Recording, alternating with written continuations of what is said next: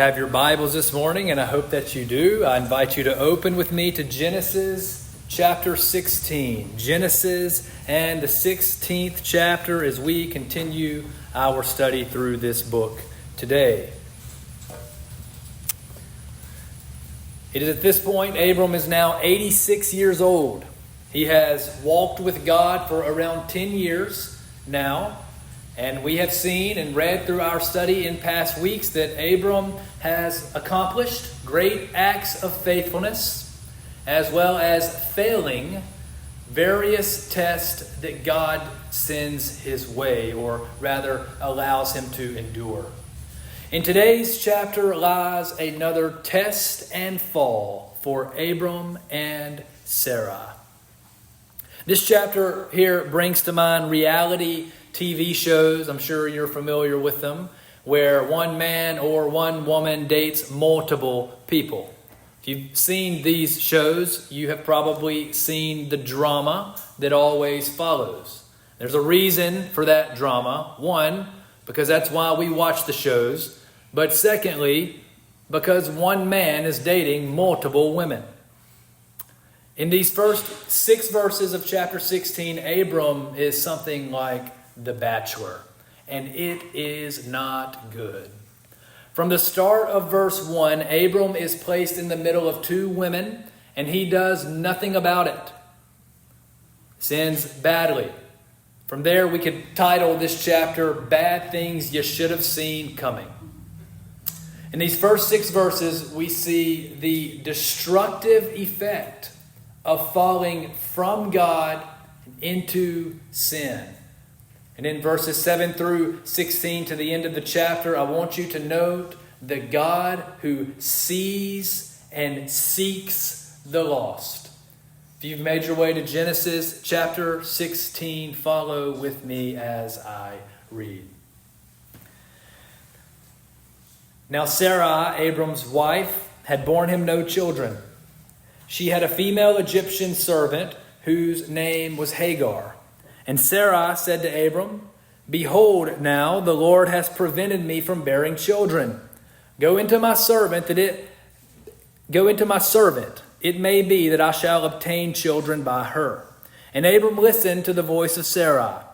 So after Abram had lived 10 years in the land of Canaan, Sarai, Abram's wife, took Hagar, the Egyptian, her servant, and gave her to Abram, her husband, as a wife.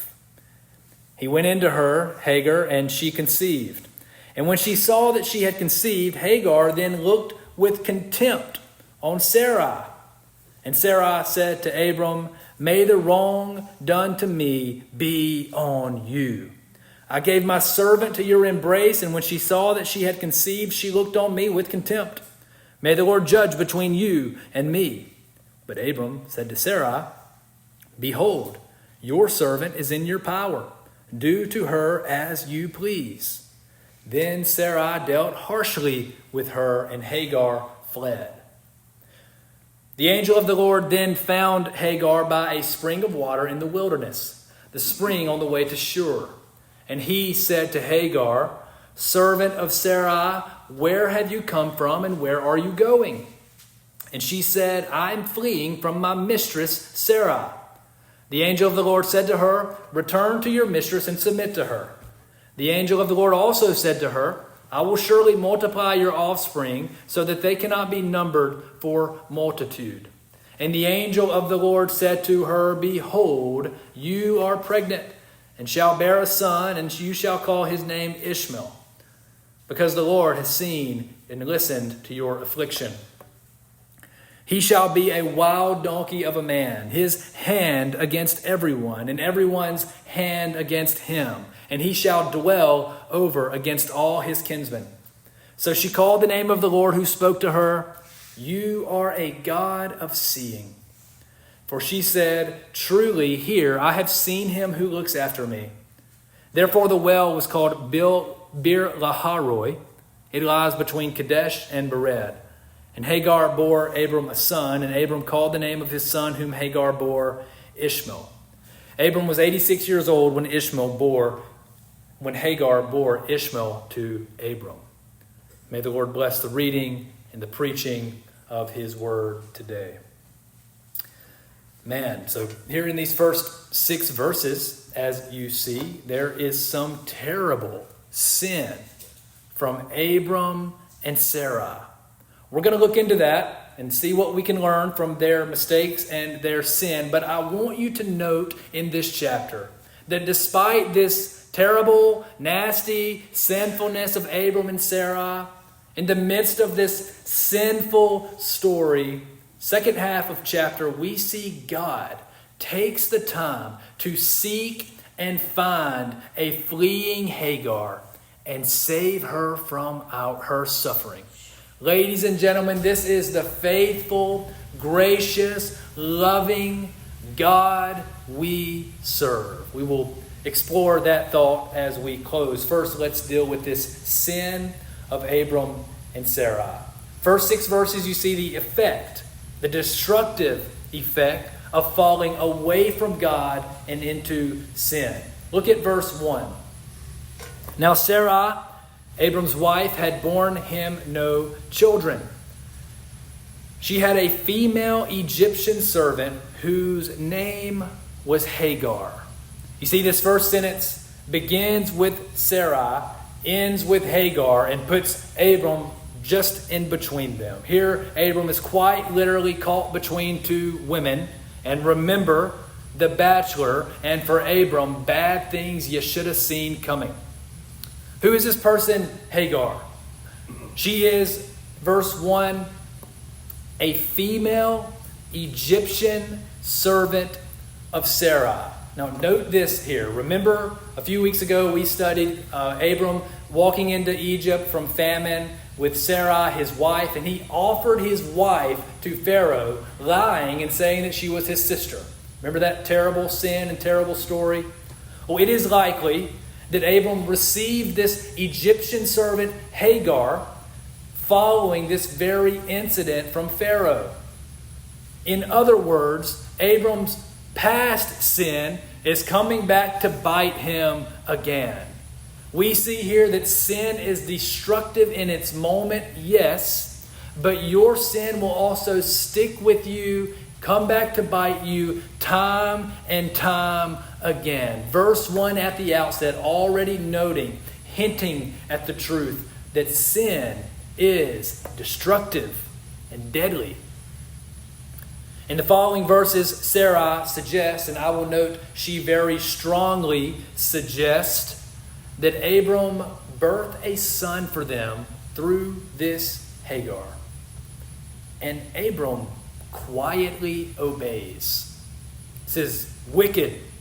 But I want you to note what is taking place here is no accident. It's not a new idea for this time. In fact, Abram and Sarah here were resorting to a normal practice of the world during this time in which a man has a child with servant when unable to do so with wife. So they're practicing this way of the world at that time. Abram and Sarah, in other words, resorted to the sinful ways of the world to accomplish the Lord's will, his plan to give them a son.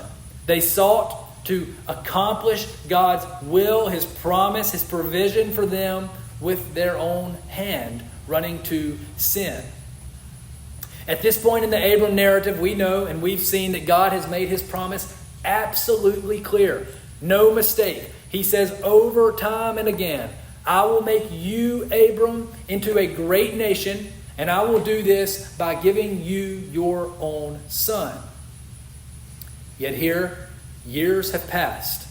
Sarah and Abram thought, sure, God made a promise, but that was so long ago, I can hardly remember. We are old. We are barren. We are never going to have children. This here is what happens in our lives when we fall away and forget the Lord.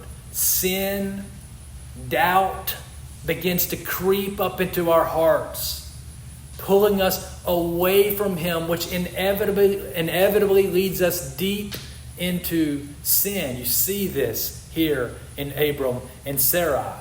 This is a trial of patience for Abram, in which, yes, the odds were stacked against him. Time has passed. Sarah is nearly 80 years old and barren.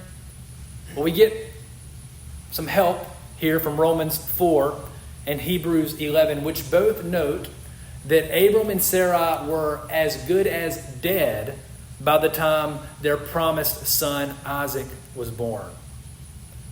What we see here is that God works in this way, putting their backs against the wall so that He alone would get the credit, the glory, the worship for this miracle son to come. What we should remember in our waiting, in your suffering or trial or doubt, is that God will provide for you. He's right here with them. They just forget it. He is with you. He will provide for you. He has a plan for you. Romans 8 and verse 28, He is working all things together for your good. What we must remember, though, is that He will do so in His timing. Do not fall away from Him in your waiting. We see the case with Abram. No altars built to worship God here as we've seen in the past. He has fallen away. Rather, we are to pursue Him hotly, or else sin will take you down, as we see here.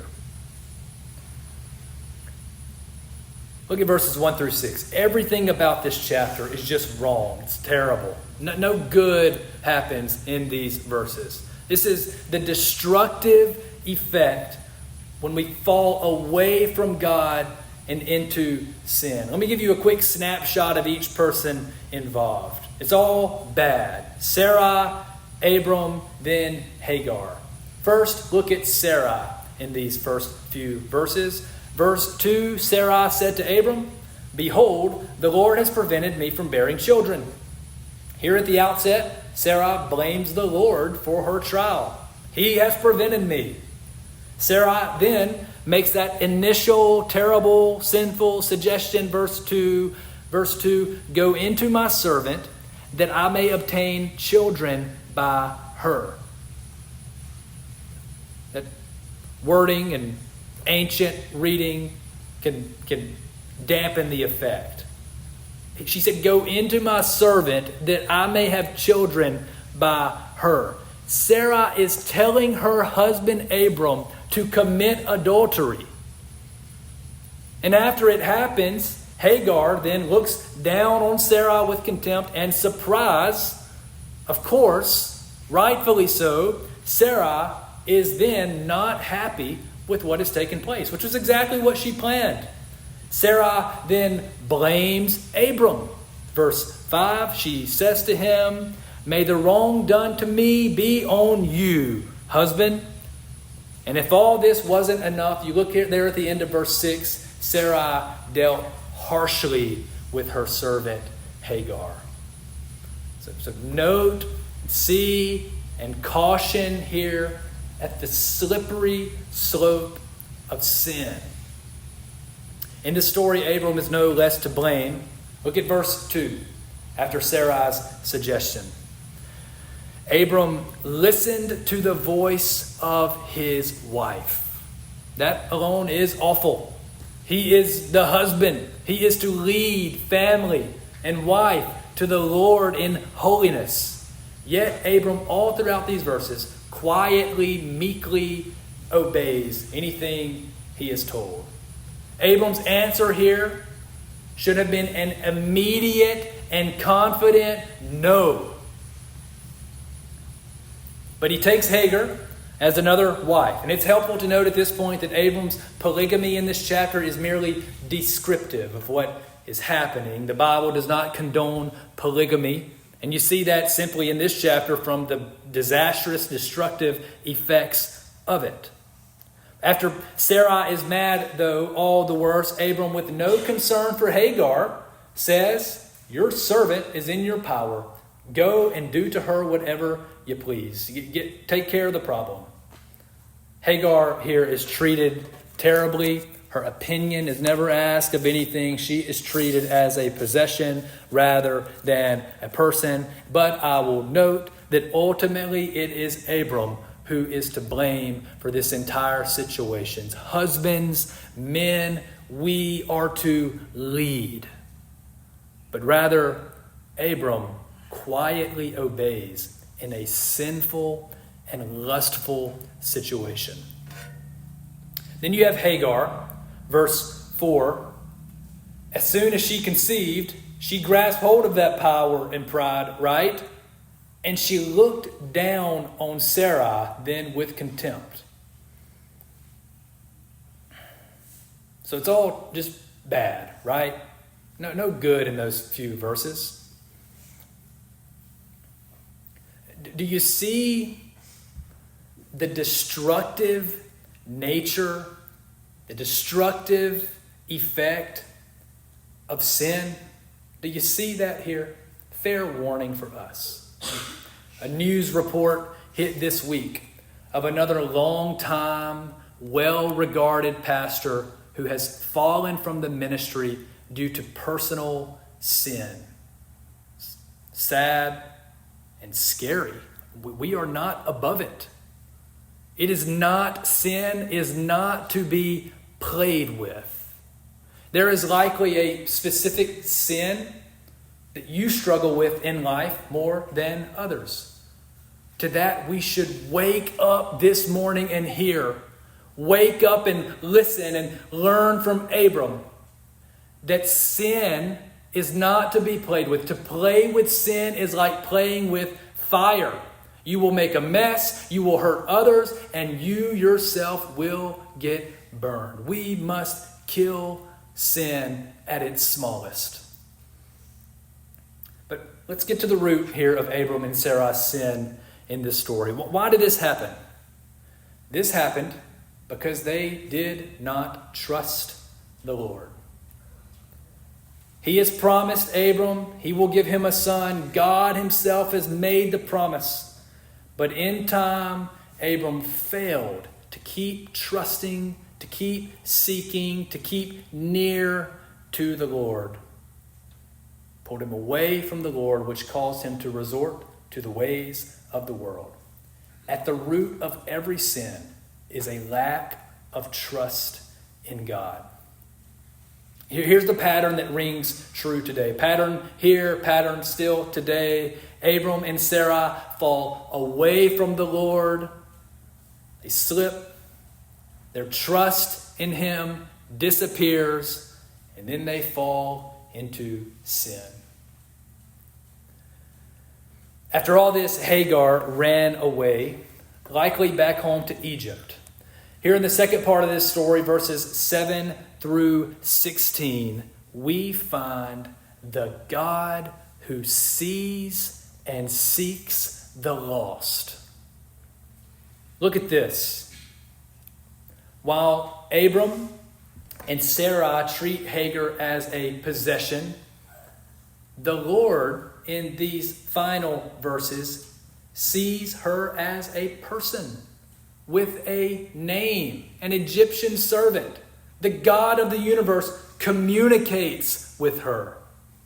Abram fails to acknowledge and protect Hagar. Sarai treats her horribly. But God sought Hagar out. He found her. He spoke to her. He cherished her. He saved her from her suffering. You may or may not be aware that Maggie and I have a cat. We're not evil people, I promise. Our cat's name is Stash. She has a little half mustache here. Maggie's chose the name. Blame that on her. But Maggie loves this cat. It's like a child to Maggie. We're out of town for a few days. She about starts to cry thinking about the cat. And the secret between us here is I like the cat too. But important part to this story, I act like I do not like the cat to Maggie. So Stash is not a predator like all cats should be, in my opinion. She is pampered badly. So I do things to make her tough. I give her a hard time. I fight her, cause her a little pain, get her tough, send her outside sometimes. Go kill something, cat. She won't do it. But one day I did this while Maggie was gone. I put Stash out, toughen her up a little bit. Am I going to be a good father? Maybe not. But I put her outside, and immediately the cat just disappeared. And you should have seen me. In my head, I'm thinking, I always tell Maggie, I hate this cat. That's all I ever say about it. She's going to think I killed it. She's going to kill me when she gets home. So you should have seen me. I was running around the house, into the woods, running up and down the road, looking for this cat, looking under the house. We have conventional floors, getting all dirty. All for this cat. At all cost, I was going to find Stash. Not so much for Stash, but for my safety from my wife. This is a silly little comparison, I know. But a comparison of the real, deep, eternal pursuit that God has for the lost sheep. Here for Hagar. Look at this truth in your Bible. Look at verse 7. The Lord found her. Verses 9 and 10. The Lord spoke to her by name. Verse 11, the Lord listened to Hagar's affliction. He blessed her. He provided for her. And look at verse 13. Hagar says, you are a God of seeing. Truly here I have seen him who looks after me. Ladies and gentlemen, he is the God who sees and seeks out the lost. God's love and pursuit for the lost sheep is relentless.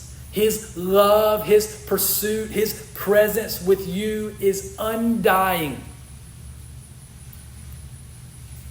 Put this into perspective. Abram did not care. It's obvious. This chapter, that problem, Hagar was gone and forgotten. I'm never getting between two women again, I hope he thought. Sarai did not care. She's the one who ran Hagar off. Hagar here was likely traveling back home to Egypt. She was pregnant with Ishmael, and she would have never made this journey. She would have not survived it. So whether Hagar knew it or not, as she was running away, her only hope for survival was God. Now remember, she is an Egyptian servant. If I were to guess how this story ended with no knowledge of it, I would think and I would guess that she ran off and God's attention goes back to Abram and Sarai to fix this messy sinfulness. I would guess that because God's covenant was with Abram. Each time Abram messes it up, God picks him up and he turns back to the Lord. Hagar, I would guess, is not a part of this story.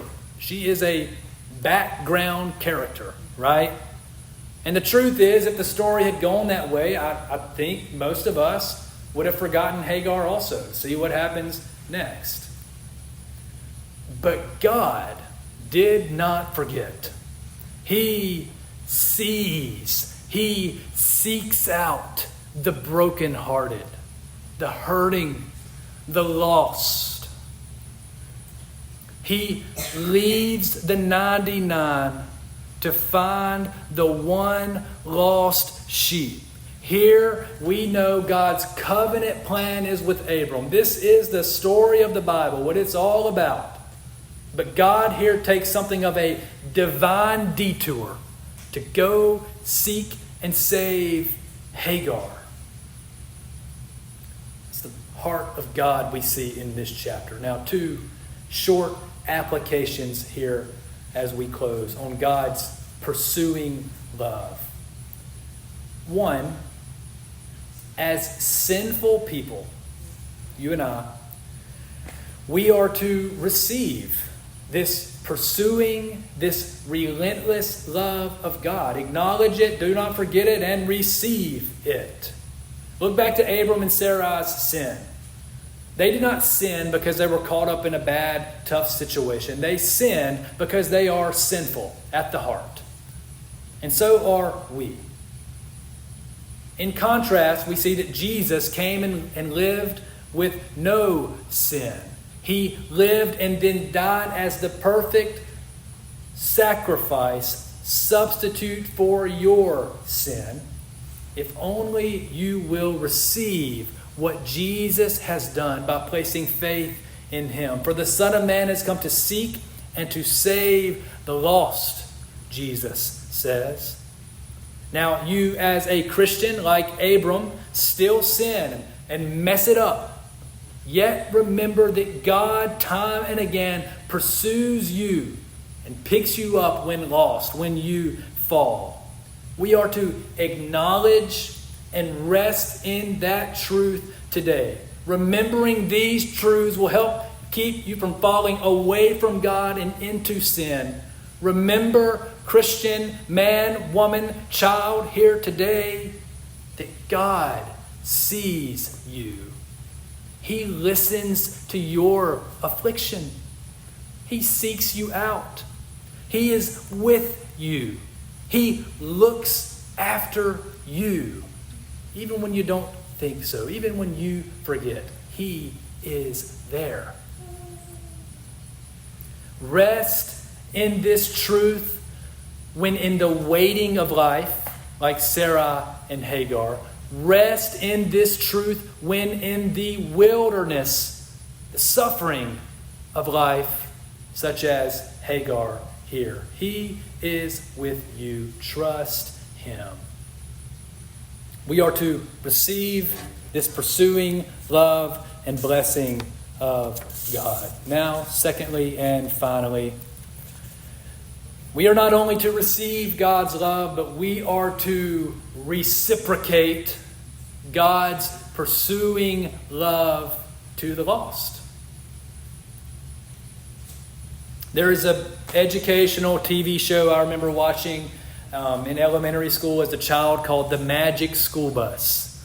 This magic school bus, they would go on field trips and they could go anywhere they imagined, where the teacher wanted to. Miss Frizzle, right?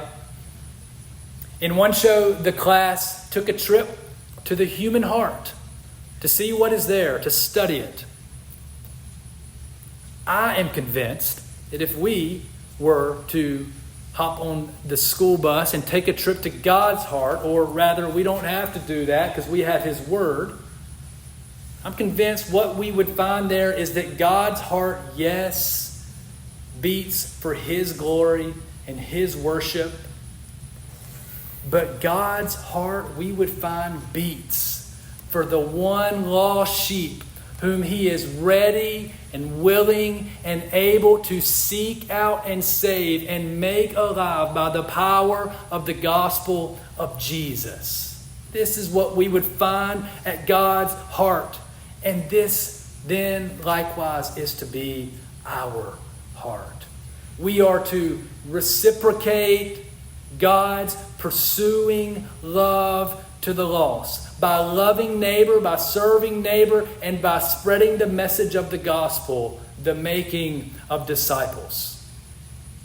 I'm truly afraid as I look at my own heart, oftentimes my own life, and just the church.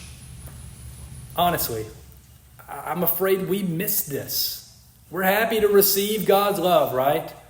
But we are made in His image to be like Him in every way. There are Hagars in your life, in our lives, whom we quickly forget. They will never listen to me. God would never save that person, or I simply do not have the time. We quickly forget them as background characters. But God does not. He seeks them like the lost sheep. He leaves the 99 and pursues them relentlessly. We are to reciprocate that deep love and pursuit in God's heart.